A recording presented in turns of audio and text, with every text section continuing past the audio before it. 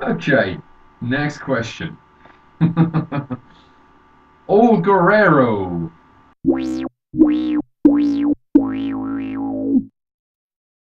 says, "Hey brother, how long have you been writing in total? Do you like creative non-fiction? Who is your favorite living writer and dead of any or dead of any genre?" Okay. How long I've been writing for in total? I'd say about 4.5 years, give or take. 4.5 years. Do you like creative non-fiction? Without meaning to sound smart, I mean creative non-fiction. I might as well just go watch Fox News. Sorry, I couldn't resist that. No, do I like creative non-fiction?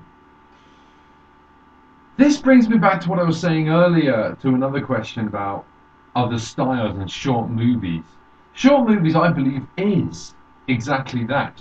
Because you can make it as real, or it's as creative, or it's as true to life as you like. So, yes, I do. And it's something I really want to get into. Who is your favorite living writer or dead of any genre? Like I said previously, I'm not huge towards reading other people's stuff, which I should do, in all fairness. And to answer your question, it would be Rumai or Rumi. I don't know how you pronounce that name. Rumai was a mystic poet in Afghanistan in I believe, the 13th century. I could be wrong, but his works were incredible. Why? Because he wrote stuff better than me and better than any other poet I've ever met. But he was living in the 13th century in Afghanistan, and look where we are now. That's why I think he's amazing. So look up Rumai. Rumi. Now, David Randall Curtis. Oh, yes. I've been dead once already.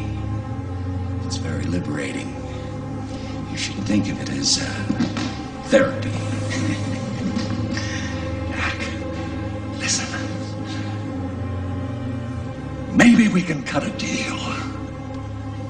Jack. Jack is dead, my friend. You can call me Joker. And as you can see, I'm a lot happier.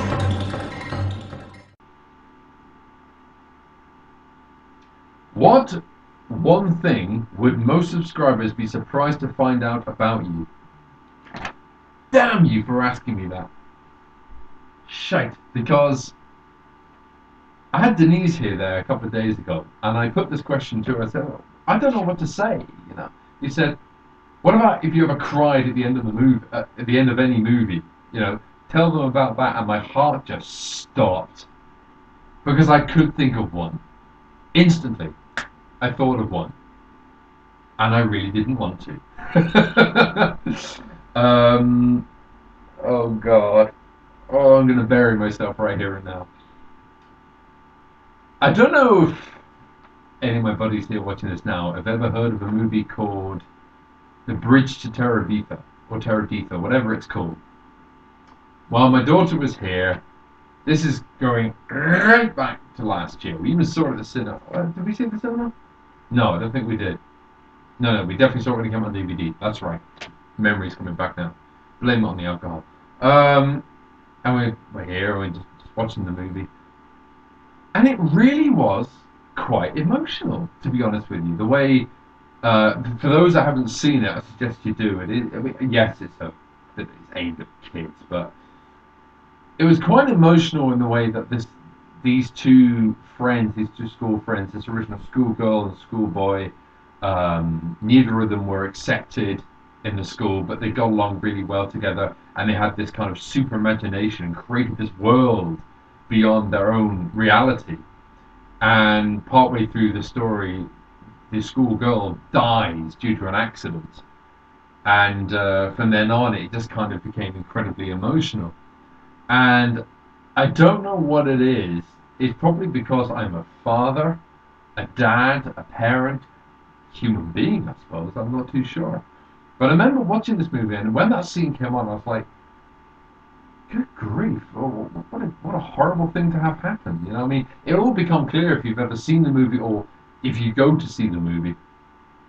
I remember my daughter's at the end of the movie got quite emotional herself and looked at me with all these tears in her eyes and said, "I love you, Dad." And that was it. And I was like, no! That was it. Tears out of my eyes. So yes, you want to be surprised? I cried at the end of The Bridge to Terabithia. There you go. Take the piss with your bloody ones. Okay. David Randall Curtis also went on to ask me, who is your favourite YouTube singer? I never pick favourites in anything. Never do. I believe in being impartial, thus I am fair. Not to say that I don't have preference. And of course, those who may not know about it, Elvira Dark 6. Okay, of course I'll put the links to all this on the sidebar. If it's down there, that way, up, or down there, wherever YouTube decides to put it. Elvira Dark 6 is the first person that springs to mind. I'm not one to knowing too much about YouTube singers. YouTube poets, oh yeah. YouTube singers, not so much. So the one that pops into my head is Elvira Dark 6. What is better, beer, wine, or hard liquor? Really depends on the moment. I was actually drinking wine before. That was the bottle. That's left of it. What's left of it? None left. Empty. And now I'm on to the beers. It really depends where I am and what I'm doing. When I was back at my parents' place in North Wales for Christmas time, I drank an awful lot of scotch and a lot of wine. Back in Ireland, I'm now back to drinking wine and an awful lot of beer. So, depends where I am, what I'm doing. As to what is better, pick your moments, man. Pick your moments. That's all I can say. Now, one more question. Do you think that girls think less of a boy if he lets himself be kissed? I mean, don't you think that although girls go out with boys like me, they always marry the other kind? Let me stop you right there. What's the first mistake with that question? Is that word there? Girls. Or women. That's the first mistake. Let me tell you why. It should never be men. It should never be women. It should be that woman there, that woman there, that man there, that man there, so on and so forth. Why? Because individuality, I feel, is lost in this hurry for statistics. I believe that's wrong.